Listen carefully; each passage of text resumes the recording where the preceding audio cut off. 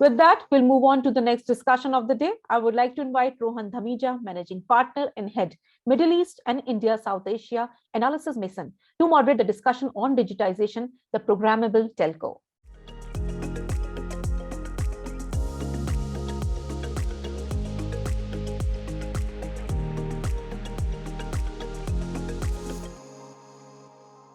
Hi, good afternoon and good evening, everyone.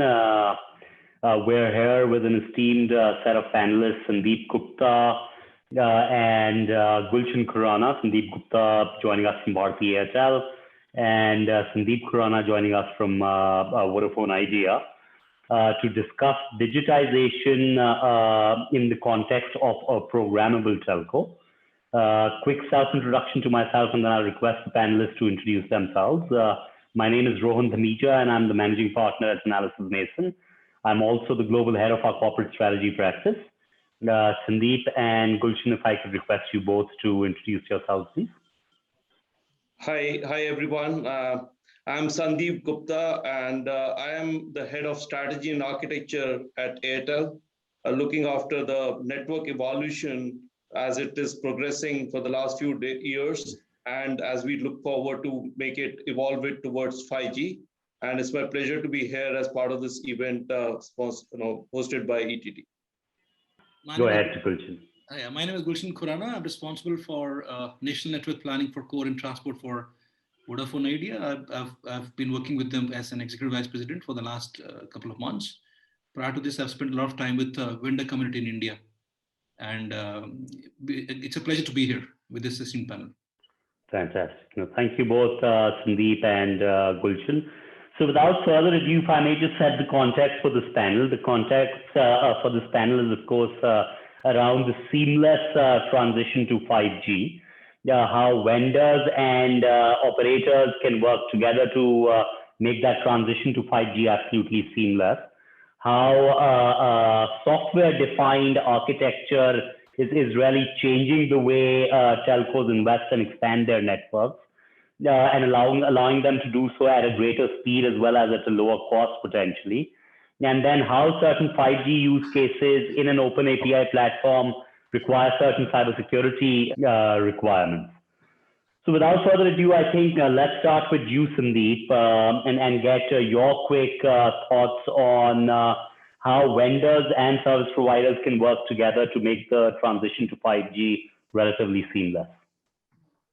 Yeah, interesting point. And I think before I get into the aspects of what's expected to happen, I think a lot has already happened in our domain with the telcos and with us as Airtel. We've been working with the infra partners, with the device partners and the application partners to really showcase the 5G experience during our 5G trials in the 4 cities that we already have announced our use cases. And the collaboration has been good in terms of making sure that we are able to showcase the real benefits of 5G to the retail customers as well as to the business customers. I think some of the key demonstrations that, if I may talk about, have been around bringing new services like cloud gaming for customers. In fact, we also showcased more than 4 Gbps experience to the end users, both for, I think, relevant for the home customers as well as for the enterprise customers. And then I think more importantly for the rural markets, we also demonstrated more than 10 kilometers of coverage in 3.5 gigahertz band, which basically was able to give more than 200 Mbps of experience. And in the 700 megahertz band, we demonstrated even more than 20 kilometers of cell radius. Why I'm bringing this is that this is the power that 5G will have in terms of really bridging the digital divide between the rural and the urban area, as well as enhancing the new use cases. We also launched, by the way, with a lot of application partners, we launched 5G for business, which is basically going to benefit a lot of industries, whether you talk about connected workforce, manufacturing, healthcare, retail, ports, and automobile industries, to just name a few. What we certainly believe is in 5G, like in other technologies, but more importantly in 5G, a lot of these technologies are coming together. Where we talk about the new radio, we're talking about the cloud infrastructure, you're talking about AI/ML based automation and analytics. is where alliances and cooperation will be very, very relevant in terms of how these partners come together to create a value proposition for our customers. And I think this is the time that we see ISVs, the cloud partners and telcos to really work and define the use cases as well as the value of the stakeholders in this whole value chain that we talk about, which is going to be relevant in terms of making sure that everyone gets a fair share of the value for what we create to the market. I think in coming on the infrastructure side, 5G OEM ecosystem is widening. Now, why is that widening? Because a lot of things, as we talk about, are moving on software side. A lot of things are getting disaggregated. That means now we don't have to necessarily have one single OEM to supply everything. We have a hardware layer, we have an infrastructure layer, and we have a cloud layer, and then we have application layers. And above that, obviously, there are applications that will be going to the end customers. So I think a lot of this interoperability comes into play. A lot of these things about how these layers are going to be compatible with each other in terms of open APIs, and more importantly, make sure that the automation is going to work across these layers that we're talking about. So I think this is where we are working upon, and certainly our expectation is that the vendor community realizes the benefits of bringing this solution over a virtualized infrastructure, and we'll talk about that maybe in the next discussion. But other aspect of this whole partnership is how the network providers and device providers or the smartphone OEMs need to work together in terms of ensuring that the experience remains intact, whether it's coming from the device, the network, or the application. So I think that part is equally important. We've seen the benefits of the smartphone OEMs to work with the network providers, because that way the user can actually unlock the value which the device provides and the network provides. So overall, I would say the partnerships will be divided or will be important in 3 different domains: the network provider like ourselves, the smartphone or the device providers, which are all the device OEMs, and then the application providers along with the cloud infrastructure providers or cloud players to really bring the value to the end customers. No, very helpful. Thank you for that, Sandeep. Gulshan, let me come to you really quickly and get your quick thoughts on how OEM vendors and the service providers can work together for a seamless transition to 5G, please. Yeah, Rohan, first of all, 5G, unlike other traditional technologies that we've seen in the last 30 years, is a non-disruptive technology. By non-disruptive, what I mean is that when 2G came in, we had vertical, custom-built hardware software supporting only 2G, whether it is RAN or whether it is core, both domains. 3G came in, we changed the way the data is handled because there was a quantum shift from kilobytes of data to at least multiple kilobytes or megabytes of data. But interestingly, when 4G and 5G is being launched, at least RAN, of course, is going to be different because there is Open RAN being discussed now and being deployed now. But of course, the access techniques are different, the spectrum is different, and hence you'll see a lot of changes happening in the hardware software layer for RAN. But coming to the core side, it's a non-disruptive technology because the cloud evolution has already happened. Most of our deployments in India, whether it is Airtel or VI or V or Geo, is happening on clouds, which means the advent of 5G when it happens would not be disruptive. We will not have to throw away all the hardware or take it off and deploy new hardware stream. So the only difference being there was a virtual deployment concept which happened, and now we do containerized fashion of cloud native environment which is being deployed. But interestingly, this cloud native environment will be hosted on top of the native cloud that has already been deployed. So that's why I call it non-disruptive. So first of all, non-disruptive technology, which was a well thought of plan by all telcos and vendors across the globe. And hence you see 5G launch, at least the NSA launch, which will happen first to give larger bandwidth to the consumers to enjoy the services, would happen much quicker, much faster. If you have a 5G G node B, you can deploy NSA fashion core tomorrow on the existing core, which is supporting 4G as well. Coming to the core URLLC benefits, which will happen because of very low latency, which is required by 5G applications mostly. That will require only software upgrades, CNFs to be ported on top of VNFs or along with VNFs. So cloud native environment will be built for that, but that is already existing on cloud. So that will be a non-disruptive. Coming to the second aspect of it, which is driving the 5G needs and driving the ecosystem with telcos and vendors together, is the advent of multi-million devices coming in, IoT coming in, enterprise segment use cases coming in. So my firm belief personally is that 5G as a technology will not be driven mostly by consumers' needs, by an end consumer B2C need. It will be mostly driven by B2B needs and the segments which were not taken care of by the mobility segment to a full respect in the large wave of communication, last wave of communication. So enterprise will drive the needs which will drive our 5G needs. So coming back to your question on cooperation between the vendors and telco community, operators community, I think it is going on very well. Almost every vendor in space, a large telco vendor, is ready with 5G deployments without any disruption to the current network architecture by just deploying a radio layer and utilizing and beautifully, the path for having a container-based native applications of 5G also has been gradual. So there's a gradual path of hybrid cloud available, then the native cloud native environment available. So I think it's a very smooth sailing which will happen. And you see a lot of convergence happening between the IT and telecom as well at this juncture. A lot of automation being brought in, which we have learned from the decades of IT experiences. So that is being brought in.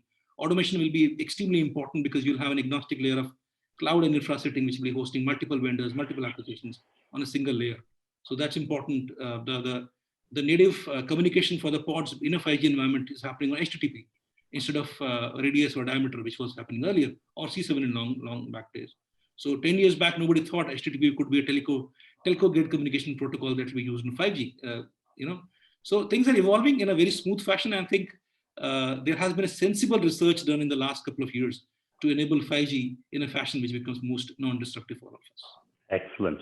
Mr. Gulshan, you touched upon two very interesting points, the move to cloud as well as virtualization that's coming into networks. Now, with all of those things happening, what do you think would be the impact of software on strategically important network layers and services?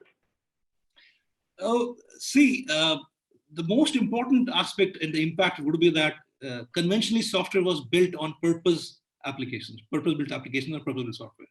If you want a packet core application, you will have a packet core node, you will have a packet core application sitting on top of it, which are native to each other. Now what is happening is that the applications have become very, very agnostic. They become commodities. I mean, I would stop myself at using this word commodity, but they become very, very open and agnostic. So you have had a wave of open source softwares, and every large telco has gone up with devising applications the cloud applications based on top of those open source things. So every vendor where they come with a core application, be it EPC, be it IMS, be it Volte, be it control nodes and all, the underlying cloud layer, 90% is coming from open source itself, be it any vendor. I'll not name anything here to remain myself agnostic, but most of them are 90% or more than 90%. They are based on open source software that is available in the market, right? So that gives us the comfort, that gives us the convenience of launching in a very small time to market. That gives us comfort in terms of integrating new vendors which are not possible so far. So for example, a few years back, the core telco applications were being generated by and guarded by closely by very few European and Chinese and other vendors. But now you see a lot of American companies, a lot of Indian companies coming up with software saying that, okay, I have a cloud native application on policy, I have a cloud native application on for example, UPF or SCEF or NEF for 5G, and you could have it in a multi-vendor environment. So you could have 5 applications from one vendor, 2 from other vendor, sitting on a same cloud native environment, which itself proves that openness has, in the terms of software delivery, has really reached maturity, and it has been accepted by the market as well. Excellent. No, excellent. And just on that point, Gulshan, a final question to you on this discussion thread, and then I'll go back to Sandeep. You mentioned how now things have opened up, right? Open APIs have come in, there's Open RAN, rather than just 2 or 3 vendors protecting their IP. It's basically now opened up to everyone developing various things.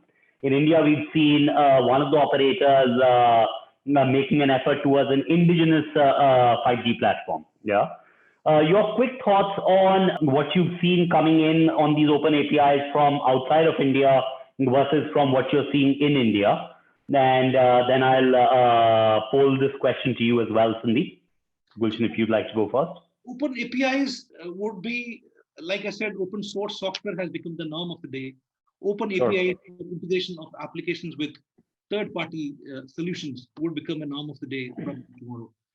Coming back to your interesting question, one particular telco developing Make in India, venturing into the vendor space and developing and deploying own software as well. I think it's a great initiative. We might be competition in the market openly into mobility space, but really appreciating their efforts in terms of generating a base where indigenous software could be produced to be consumed by the global markets.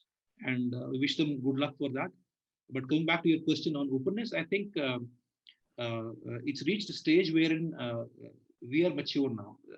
For example, the 5G trials, which Sandeep alluded to in Airtel, we have done excellent trials with two of our large partners in the western part of India. Excellent results. Both are different partners. And interestingly, what we made a mandatory condition to them was that you use a virtualized environment to create cloud native on top of it, so that we can test the best of both the worlds. That Very interesting. entire data center architecture that we have created across the country will not go waste. It will be a bedrock actually to launch quick 5G services when it comes to at least NSA and NSA launch of 5G. So they have demonstrated successfully that a cloud native environment can be ported on top of virtual environment as well, and enjoying the benefit of both 4G and 5G on the same cloud. Excellent. Sandeep, let me come back to you and get your thoughts on how everything is becoming so much more open, whether it's RAN with Open RAN, the open APIs that I discussed with Gulshan. Just your thoughts on that, and then your thoughts on what's happening with one of the telcos foraying into the vendor space on the 5G side in India, and how does it map to what's happening abroad? So I think, we're saying, things are moving towards a virtualized infrastructure deployment. Just to give you and share with this audience the perspective of what we're doing at Airtel, we've deployed all of our IMS core, which is voice over LTE core, and the packet core since last 3 years over a virtualized infrastructure, everything. And I think we've gone 2 steps ahead after that. We've started deploying even 4G virtual RAN, which is the small cells for indoor coverage over a virtualized infrastructure. And then what we did last year was that we built a horizontal cloud, which could actually have multi-tenancy of different telco workloads to be hosted on the same cloud through an open stack, open architecture, and bringing the benefits of operations, operational efficiency through automation on this horizontal stack. And I think overall, if you look at it, the software RAN or SRAN, the SDN and NFV technology is exactly helping the telcos to future protect our network. And that's why we were able to say that we are now ready for 5G network, for 5G rollout from a core perspective. And then I think it's just a matter of putting the new radio if we were to deploy the 5G, let's say in 3.5 gigahertz or a millimeter wave band. So that makes things much simpler and even future protect your investments from telco perspective. That's, I think, the journey that we've gone through. Now, what we're seeing is the aspect of software helping in 3 different domains, if I may say. First domain I would touch upon is the whole piece of automation. I think the software-defined network enables automation across the life cycle of the network element, whether it is about designing, planning, onboarding, and even service stitching, and obviously finally the management part of it, software upgrade, CI/CD, all that can be done with more like single-click operations and maybe at times zero-touch engagements.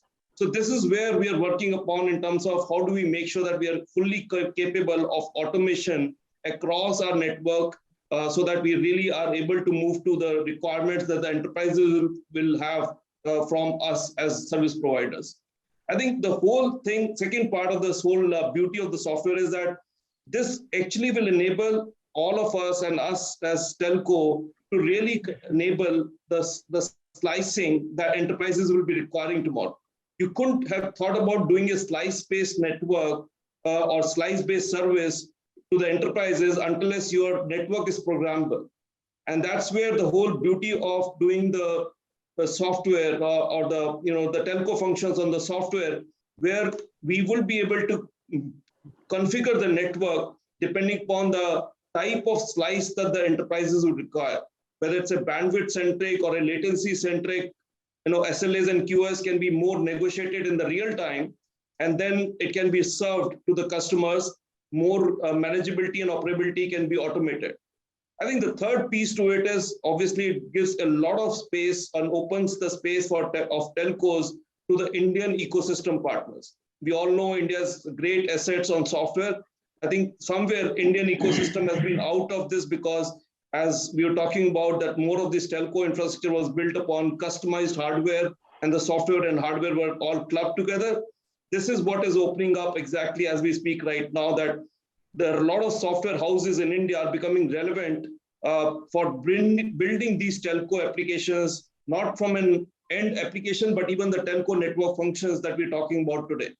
Interestingly, I'll talk about, the whole network optimization itself is opening up so that any software partner can bring a module over this new RIC interface or a RIC platform, which is radio controller. And then you can actually build a lot of these optimization techniques to really manage the network. What I'm trying to say is that a lot of opportunities are opening up for Indian ecosystem, which I think is a very good thing, because it's not only served for Indian requirement, but they will be able to serve for global requirements. And I think the aspect that you talked about, every operator has to do a journey in terms of building these type of stacks and these type of automation. What we believe is we don't have to reinvent this whole thing in terms of what is already there from open communities and what is there from the these partners. I think we want to marry the best of the breed in terms of building this stack that will help us to really achieve the right performance in 5G from a customer experience and make our operations more leaner from an automation perspective. I think that's our thought process, and I'm sure that we will want to continue from where we can really get benefited from the value that the ecosystem already brings to us. Excellent. Thank you so much. Indeed, makes a lot of sense. Some very interesting points that you raised. Let's move along and let's touch upon a very related but slightly different discussion thread, the one around security. Yeah, with 5G coming to the fore, cybersecurity is coming more and more in focus all over. Yeah, not just in India, but in other developed markets where 5G has already been launched as well. What I wanted to get your thoughts on, Sandeep, and then Gulshan, I'll ask you the same question, is the importance of cybersecurity with the advent of 5G in a 5G environment. Why is security becoming more important than ever before? And how hardware and software for 5G could be supportive of the need for a greater security.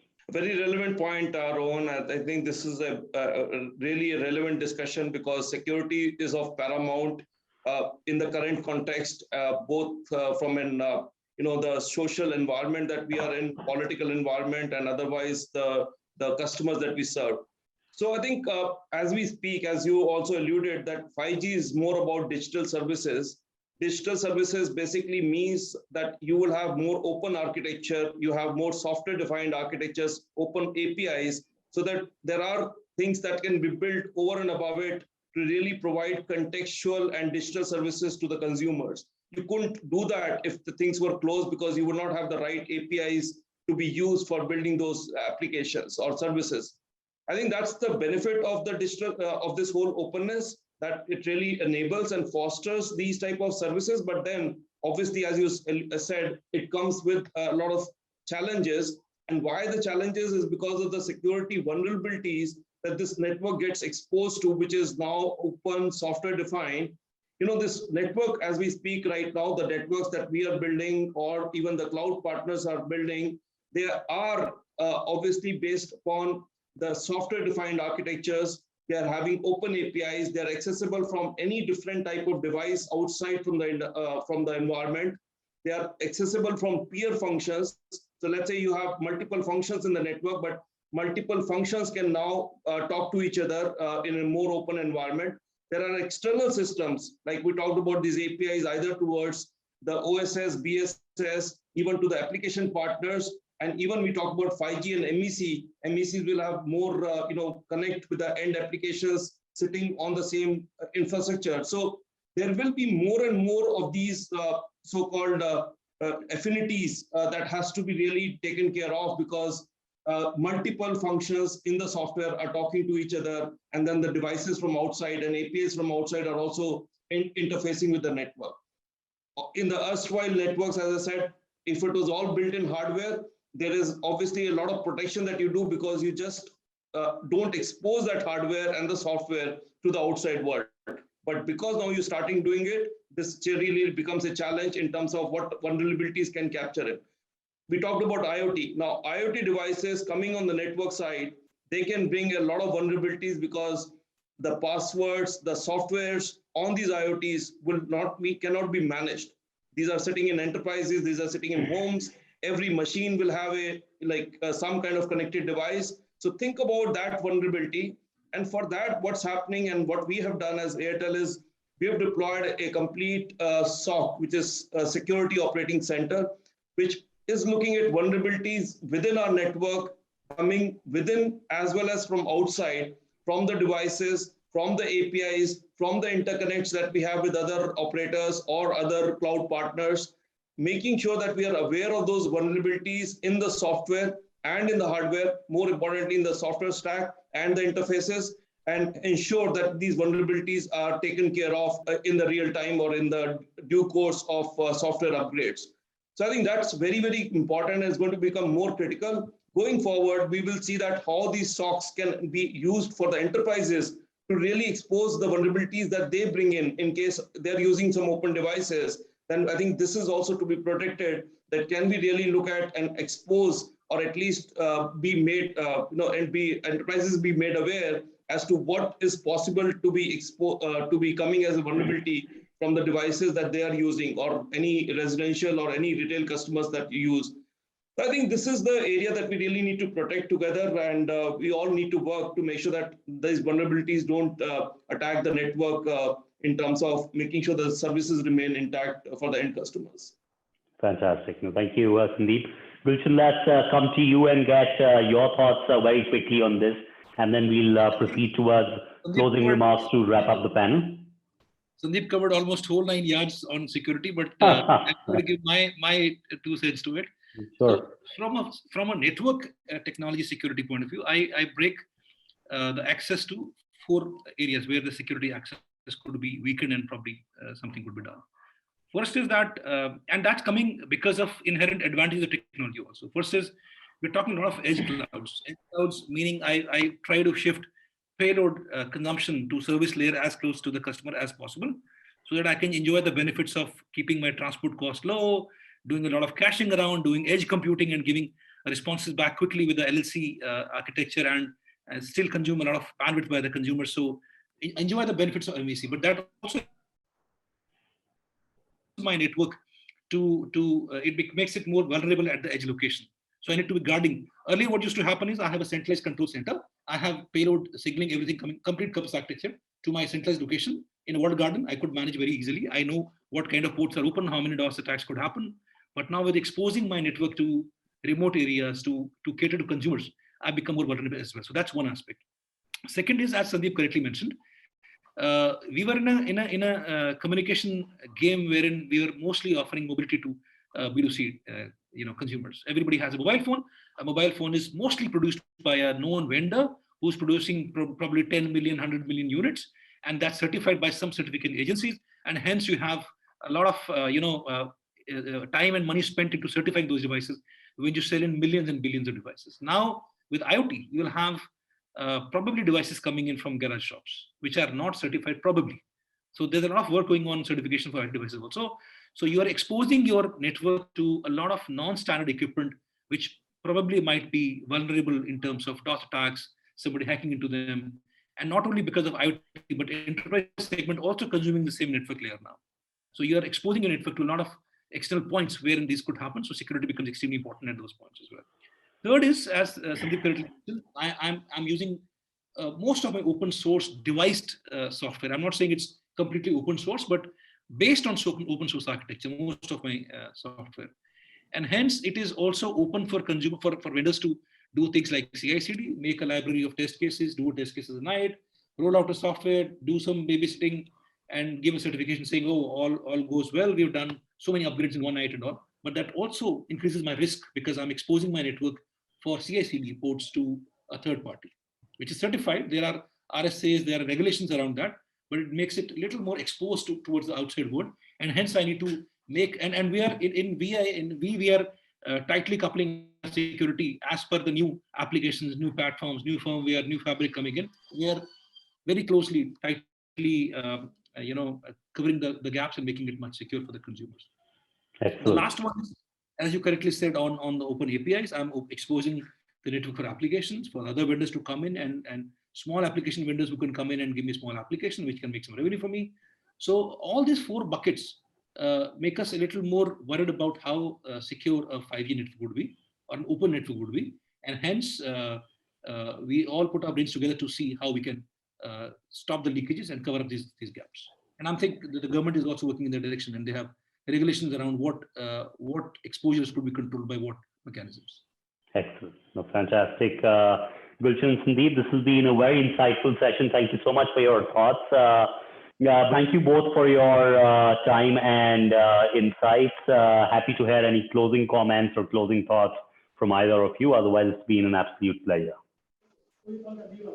No, very good discussion, Rohan. Appreciate you inviting us in this forum, in this platform, along with Gulshan. And I think I would only say that 5G will be an, I would say, technology that would need some enablers to kind of be considered by the government. I think we've been talking about making sure that the spectrum, which is the raw material for 5G, which is a very critical component, is made available, which is more interference free, which is adequate, and which is coming with the right pricing. I think it's relevant to say because the TRAI has already come out with the consultation paper and we all are participating in it. But we really request and we are looking forward for the right type of pricing on 5G spectrum, including the E-band that will be very relevant for the backhaul of the 5G sites. India has been slightly low on the fiberization. So I think there are certainly these enablers which we look forward for the government to enable. I think not to mention the other aspects of infrastructure that we certainly are working upon, which are required to be ramped up for deploying these new radios at the site. I'm sure that there is innovation coming up in that direction where we can even see the street furniture to be used for small cell deployment, whether it's a millimeter wave or for densification of 5G sites. So I think overall the whole community and with the right policies from the government will really make 5G a very lively experience for our end customers. Excellent. No, absolutely agree. Thank you both. Been an absolute pleasure. Look forward to catching up again soon. Thank you.